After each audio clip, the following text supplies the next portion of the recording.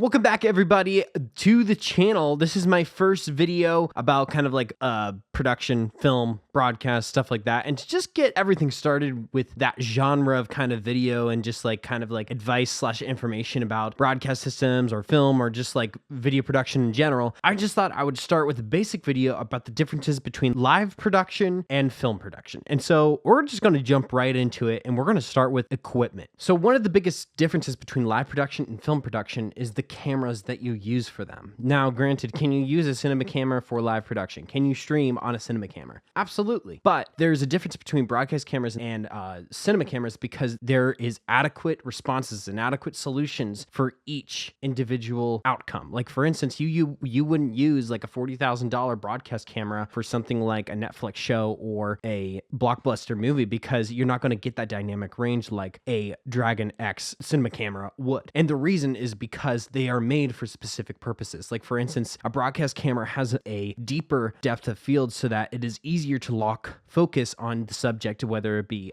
a car, NASCAR, like when they're broadcasting the NASCAR races, or a football player hundreds and hundreds of yards away from the cameraman in a stadium. Now, when it comes to the main differences between the cameras, however, broadcast cameras have smaller sensors. A smaller sensor has a higher crop factor in the case of the actual field of view, or the FOV, which has a narrower view of what a normal or like the same lens would have on a cinema camera. This gives the illusion on a broadcast camera of more zoom or a telephoto look without needing a physically longer lens. Like, for instance, there are huge lenses for long distances, like in the case of like the Super Bowl or a football game or sporting events or the NASCAR races. But in a lot of cases, a lot of broadcast cameras don't need that huge, gigantic lens because they have a shorter flange distance, which is the distance between the back of the lens and the sensor, so that you can actually have a greater depth of field, which is why it's easier to actually have something far away in focus for a broadcast camera compared to a cinema camera, because it doesn't have that dynamic range of view when it comes to focal length and the flange distance between the back of the lens and the sensor, because broadcast lenses themselves are actually designed around shorter FFDs and image circles that only need to cover that smaller sensor size. This is why live production cameras and broadcast cameras have a greater depth of field, which is why you get this kind of like flat image or that broadcast live event look, because it doesn't have the same dynamic range or the same focal range as a cinema camera would, for instance, because there's no like kind of like a bokeh effect that you can get from a broadcast lens. Obviously, there is certain circumstances where you can, and some broadcasts and some smaller broadcasts, not like big ones like a sporting event, the NFL, or like Super Bowl or NASCAR, but in the instance of like indoor events where there is the ability to use cinema lenses in some cases, in some situations where you can actually get that bokeh effect or that blur effect behind the subject that's in focus. That's actually usually not the case in live production, however. Live production cameras also are used for longevity and speed and convenience. Like, a good example would be the fact that they have larger internal heat sinks, which are used to ultimately cool down the camera itself. They're actually not water resistant compared to like cinema cameras, for instance, because cinema cameras are usually sealed up so that they're protected from like the elements, and like let's say you're filming in a forest or filming in the rain or in a wetter environment. But in broadcast level equipment, they're not thinking about that, because they're thinking about, okay, how can I make this camera cool down the fastest, because this camera is going to be recording or broadcasting or performing for hours at a time. Let's talk about cinema cameras now. So they prioritize image quality. Not that live broadcast cameras don't, but they are made to an extent to distribute video feeds instantly without almost any delay via SDI, HDMI, or fiber, so that they can be distributed across video production hubs and encoders and video switchers and the like. Meanwhile, let's talk about cinema cameras. So cinema cameras primarily, they focus on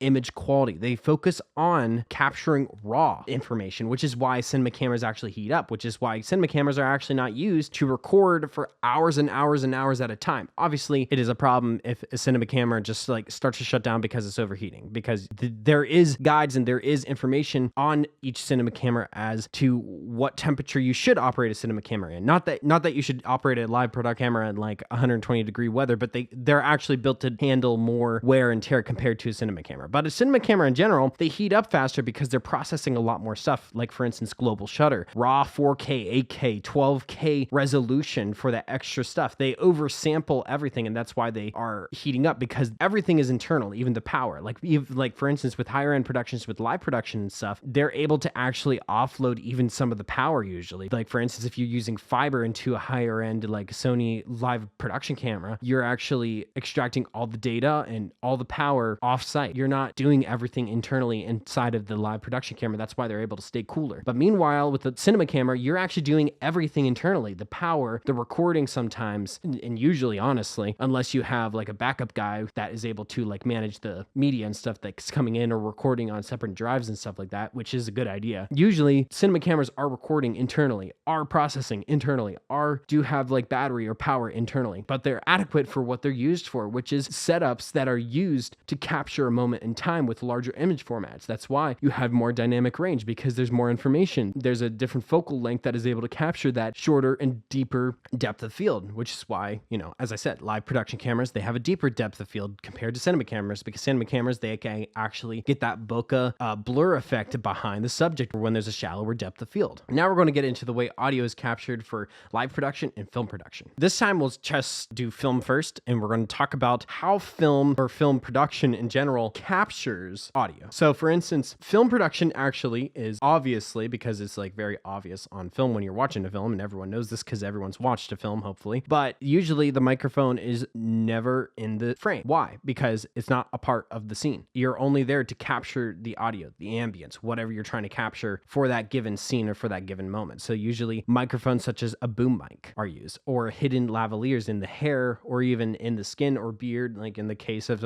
an actor if they have a beard. But yeah, lavalier mics are sometimes put here under the hair, whether in men and women, so that they can capture the sound, because sound travels up. That's why you have boom mics that are like in the corner of the camera, or like obviously they shouldn't be in frame, as I said. They're usually above the head because sound travels up the face. That's why they can put a lavalier mic here, or they have a boom mic right above the actor or the actress. And so when it comes to audio production for film, there's a lot of emphasis on the ability to transport all of this audio gear to, whether it be in the middle of the woods, in a studio. In the studio is easiest because it's like everything's already there, kind of, if depending on what kind of studio you're shooting in. But for the most part, there's usually a guy with a sound cart, and he is recording all the stuff and not mixing all the stuff live, but he's recording each line individually of each and every single actor. Usually in higher end film productions, there's usually a microphone for every actor, sometimes even a boom pole for like most of the actors, or at least the ambience in the room, depending on your budget and depending on what you need or want. And there's usually an emphasis on capturing everything in the moment. And live production is similar, but the only difference with film production is that you can replace it with ADR. And what is ADR? ADR is automatic dialogue replacement. And this is actually what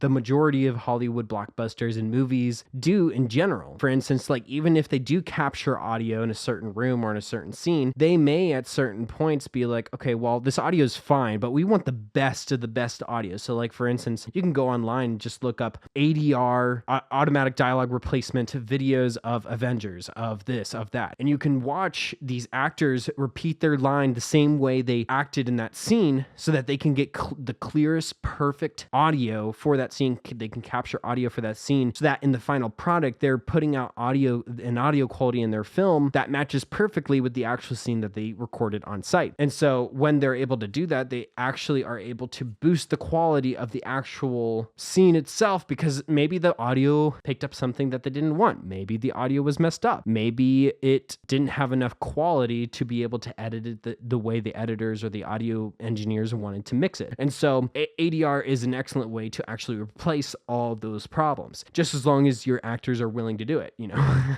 But in the case of live production, it's very kind of like free form. So for instance, like in a podcast, it's normal to see a microphone in front of someone. Even on live television broadcasts like the news or a sports broadcast between not moderators, but between even moderators in political debates and stuff like that, and between commentators between sport halftime breaks and stuff like that, because the main focus is the content of the panel, the main content of the podcast being presented. The microphone is actually a part of a convention that people have actually gotten used to, and so there's not really an emphasis on hiding the mic like in live production, which I think is interesting compared to, film, because in film, it makes sense to hide the microphone. But in live production, it doesn't really matter if you hide it or not. And actually, it's actually more expected to see a microphone in a live production format. But in terms of live production, obviously you only have one chance to record it. Like, they're not going to have a panel guest come back on to do ADR to replace bad vocals.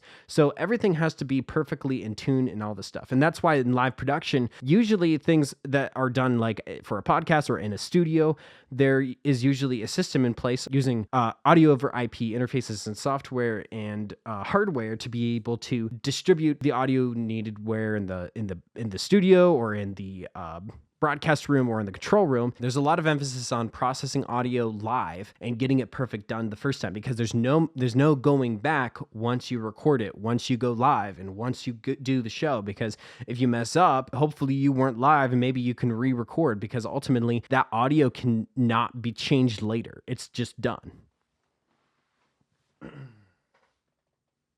Okay, good. Oh, I was scared.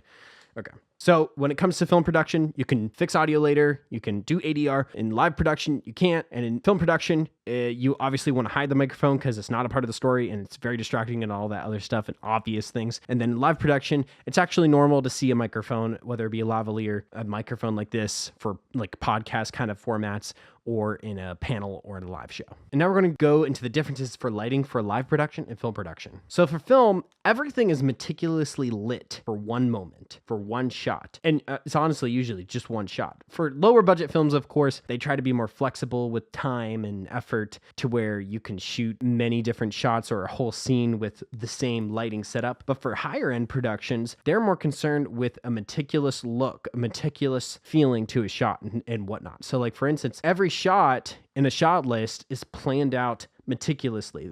So the lighting director and the cinematographer are going to go hand in hand, and they're going to plan out, okay, this light's going to be here, this light's going to be there. And, during setup and stuff like that, they're obviously going to tweak things and change things as they record that shot. The whole purpose of lighting in film production is to get a certain feel, a certain conventional form of a genre in a movie or in a film across perfectly in that moment, in that shot. Live production, however, is very, obviously they both use very similar lighting setups. And usually they actually use like the same kind of lighting setups in a lot of ways, depending on like what you're using.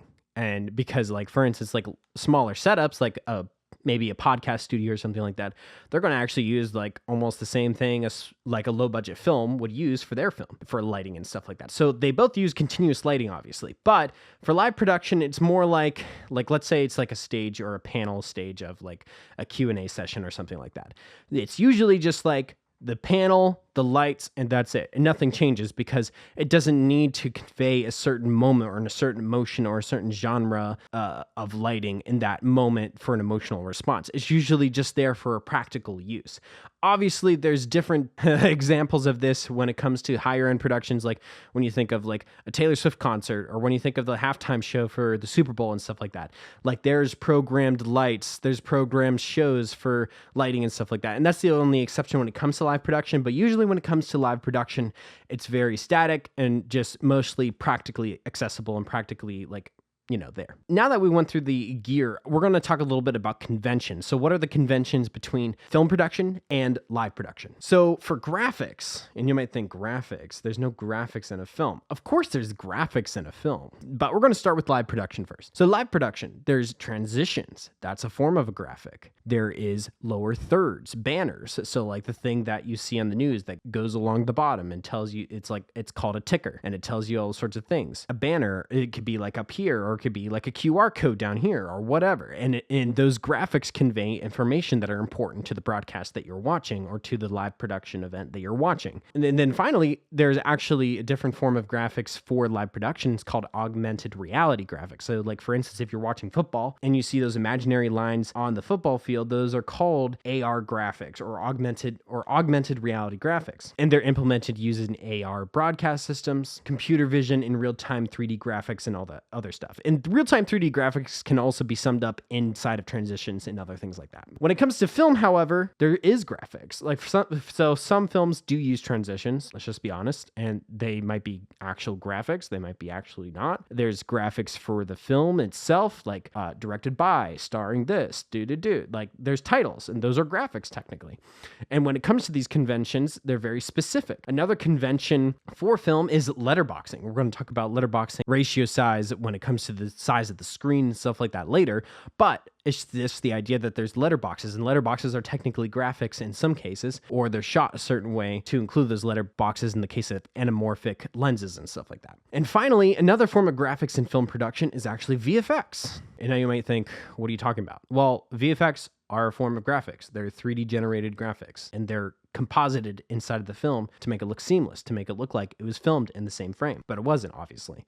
There is many different layers, and they were composited together into one frame. Now, finally, in conventions, we're going to talk about shooting standards. And so what I mean by shooting standards is just like the general gist between how they capture films, which is in 4K RAW and blah, blah, blah, and how they do it with live production and whatnot. So when it comes to shooting standards in film production, it's almost always shot in 24 frames a second. Why? 24 frames a second is the most cinematic looking look, I guess. That's mostly the reason why. But there is other instances where other frames per second, where other shooting FPS rates can be used to, like, for instance, do slow-mo shots. Like, for instance, if you use 24 frames a second and try to slow it down, it's going to look very, very, very, very choppy. But if you do like 60 frames a second, 120 frames a second, and slow it down, it's going to look smoother because there's more frames per second and making it look slow or slower. So usually film, as I said, film production oversamples, and they usually shoot in 8K now, 12K now, and higher end productions and stuff. Obviously, it's like a standard to shoot in 4K. If you're shooting in 1080p, no one's going to really take you seriously because it's going to be unusable in post, especially if you mess up and need to zoom in on something or fix something. You're going to tell because you're going to tell the pixelization and the problem with quality when it comes to post-production and stuff. But usually oversampled and usually shot in 8K, 12K, even if it's not a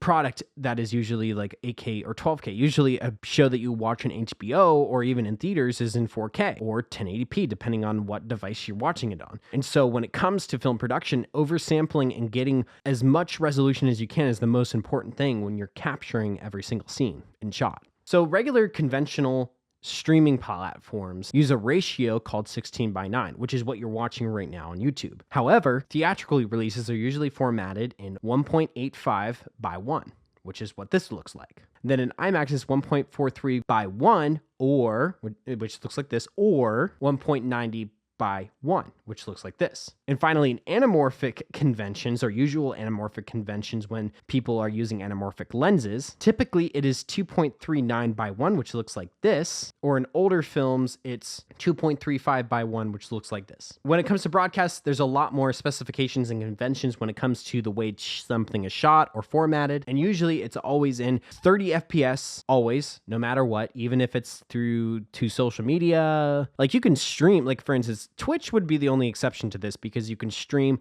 60 FPS, 120 FPS if you really wanted to. But usually most broadcasts and most social broadcasts are broadcasted at 30 FPS. And in terms of resolution, 1080i or 4K in some cases. But usually when you're watching a live broadcast, whether it be the news or whether it be a live panel or a live event, you're usually watching it in 1080i or 16:9.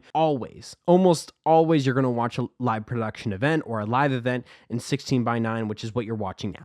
So finally, what is needed in a live production? What is needed in film production? So I'm going to start with film production.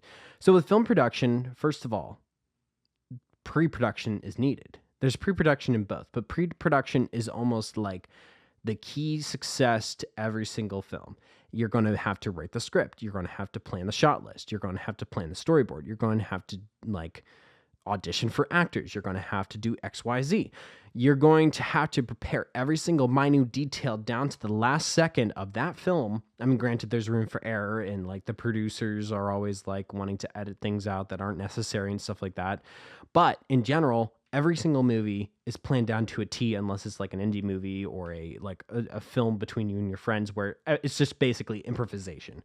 But most of the time, pre-production for film film production and whatnot is meticulously planned, and it usually takes like 2 to 3 years to write and prepare a whole entire shot list, storyboard, and schedule for an entire film production crew to be able to produce a movie. Now, when it comes to the actual production, it can range from like if the film is easy to produce or film easy to film, you could film it in a month or 2 weeks even. Like, it just depends like what your film schedule looks like. And in the case of something like Avengers Endgame or something, where there's a lot of VFX shots, or a Star Wars movie or something, you're going to definitely need like at least 2 years of shooting, or a year shooting and then a whole other year of VFX shots and stuff like that. And that whole idea is a nightmare to think about, like planning for those VFX shots and having a VFX supervisor basically hand in hand with the cinematographer and director. Like, it's just like, it's insane the amount of planning that goes into films, whether or not there is VFX artists involved.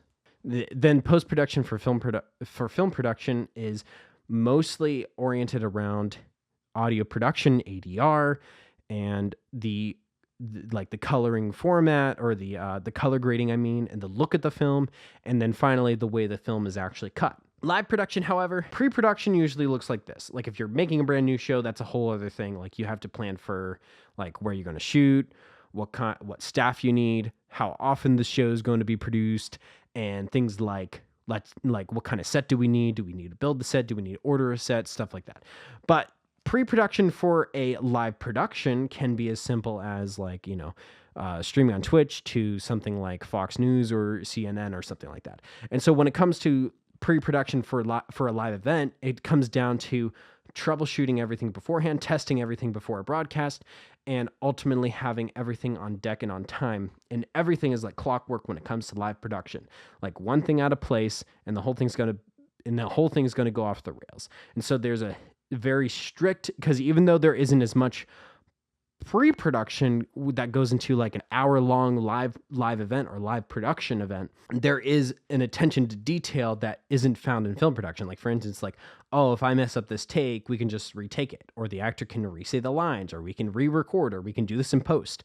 But with live production, it's like, no, this is happening in the moment, so we better get down to every single minute detail when it comes down to the floor manager, when it comes down to the camera operators, when it comes down to the technical director, when it comes down to the audio broadcast and the levels, and every single minute detail when it comes even down to the streaming servers and the broadcast channels, and every single person who has a part to play has a part that is vitally important to every single moment being perfectly executed that was planned beforehand. And so when it comes to the actual production of it, it's mostly just operating equipment the entire time. And obviously there's attention to detail and hopefully breaks in between, so that there's a way to like recalibrate machines and recalibrate equipment if something breaks or if something's going off the rails or whatever.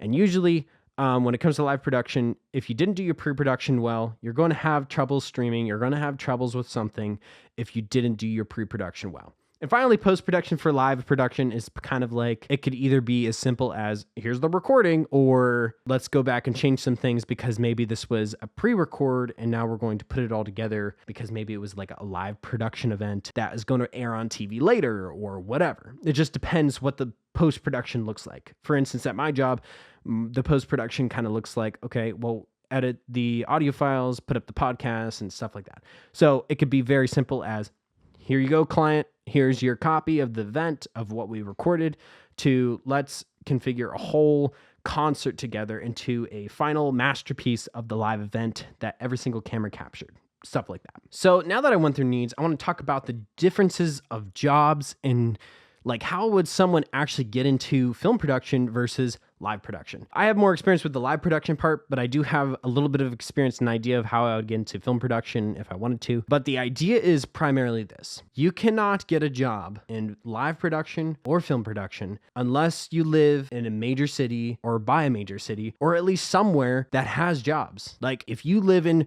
rural Wyoming, you're not going to find a live production job. You will not find a film production job. Do not expect that. You have to like whether it's after college or after getting a certification in something or whatever experience you have in live production, film production, you're going to have to take the initiative and move somewhere you want to go to. So if you want to go to film production or into film production, maybe going to like, and people hate this too because like it's like oversaturated. So I wouldn't recommend going here, but like, you know, you get the gist. Going to Los Angeles. Because why? The film industry is there. A better place to move, however, is Florida, is Atlanta, Georgia, because the film industry is growing, and that's where all the Marvel movies are now filmed, at least like, you know, in studio stuff and whatnot. And then when it comes to film production, however, choosing those areas is vital. And then choosing a studio, like for instance, like what do you want to go into for film production? You have to ask yourself these things like, oh, I want to make movies. Well, what does that mean? Are you the director? Well, most likely not going to happen unless you actually have people in high places. Like, I'm just being honest. But when it comes to film production, like, what do you want to do? Are you more interested in editing? Are you more interested in content production, BTS, like behind the scenes? Are you interested in audio, like capturing audio? Because like, for instance, like you could become a freelancer and get your own equipment and stuff like that and literally be hired for smaller budget films to be able to record audio for the day and stuff like that if you have your own equipment. Same thing goes for like camera operators and stuff. If you have your own cameras, if you have your own lenses, you can rent them out, stuff like that. I mean, obviously, I'm not trying to be an expert of how to get hired as a film producer or someone who works as a grip or whatever. I'm just explaining. Ask yourself what you want to do when it comes to film production. And same thing goes for live production. Like for instance, the way I got into what I do is because the school I went to had an emphasis of live production. So what does that do for you? Since it was an emphasis of live production, more than likely, I'm going to find connections, find a network where there's people who do live production or have a live production company or a studio or something like that. And so it comes down to who you know, first of all. So let's level the playing field. But if you don't know someone like me, for instance, I grew up in the middle of nowhere. In order to do live production, in order to get to where I wanted to go, I went to college. And granted, that might not be for you. If you already have connections, why go to college? Like if you already know what you're doing, why go to college? A certification is almost better than a degree. If you know someone, go do the job. There's no sense in going into debt for something that you can easily just jump into. And if you want to do it, like especially. But when it comes to live production jobs or careers,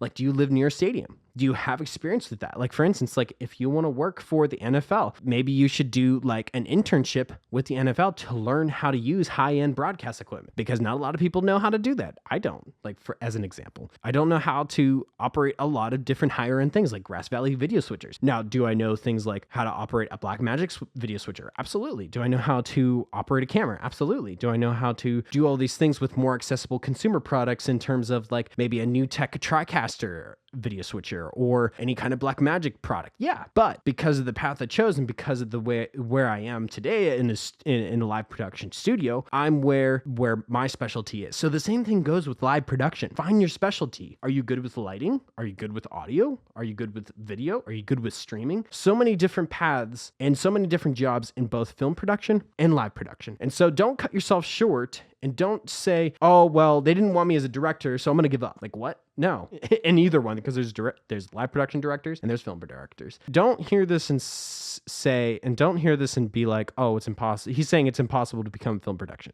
or a film director or a technical director for the NFL or something like that. No, it's not impossible. What is impossible is to get a job or to get started into the industry of either of these things unless you're willing to move, unless you're willing to go somewhere where the jobs are, and unless you're willing to actually ask the right questions, know the right people, or go to college like me, for instance, if you have to build a network or if you have to get to know people that you would have never known existed, you know? And so it comes down to asking the right questions. It comes down to applying yourself and asking, what are you interested in? What do you want to do? What actually makes you tick? That's what it comes down to. So if you're interested in live production, film production, and which ones make you passionate, like for instance, there's certain aspects of live production that I'm more passionate about compared to film production. That's just a thing. I don't know. And there's a lot of people who feel that way too. And it's not because I don't like film production. Yeah, of course, I want to make a movie someday, but it's the fact of like, we may, like, for instance, you might have different dislikes and likes when it comes to both of these things. And so it comes down to asking yourself the most important questions of whether you want to go into live production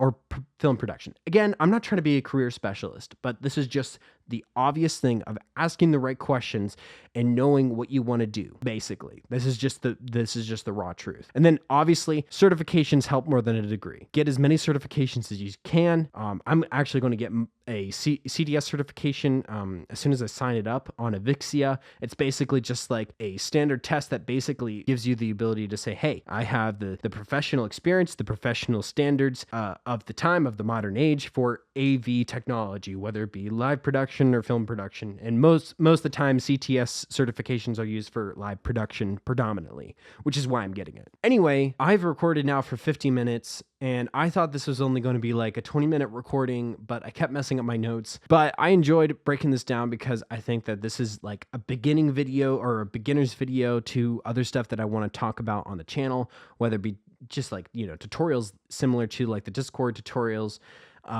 But also I think even just simply talking about it, because many people don't even realize what they really like. Like some people I know or not, some people in the world are looking for something that they love to do every single day of their life, whether it be in a professional setting, in a working setting, or whatever.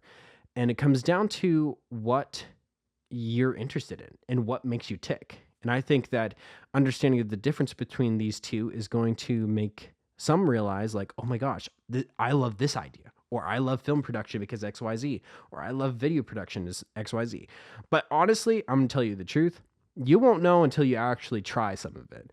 And so I would encourage you, like if maybe you aren't looking for a career in either of these things. Now, is this video made for people who are looking for a career in live production and film production? I don't know. We'll let the algorithm decide, I guess. But I guess I wanted to make this video in terms of encouraging people to kind of just try something. Like go make a film with your friends, or maybe go and like if you go to a church, for instance, maybe just like learning how to do a live event or streaming on social media, or even just using your own equipment at home, like learning how to stream on Twitch and stuff. Some of it's like very basic, and some of it like gives you a taste of what it's like in terms of like, oh, maybe I love live production, or maybe I hate live production. Same thing goes for, film. And so I hope this video kind of goes through it. I don't know how long it's going to take to edit this now that I've seen how long this video is, but yeah. So I hope you guys enjoyed. Leave a comment if you like this type of content and what you want to see in the future and what you want me to talk about in terms of whether it be film production or live production. I'm going to make more live production more than film production videos, I think, just because I do that professionally, but I love film production too. But I feel like I'm just more engrossed in the live production aspect of stuff right now. But anyway, hope you enjoyed the video. Thanks again. Adios.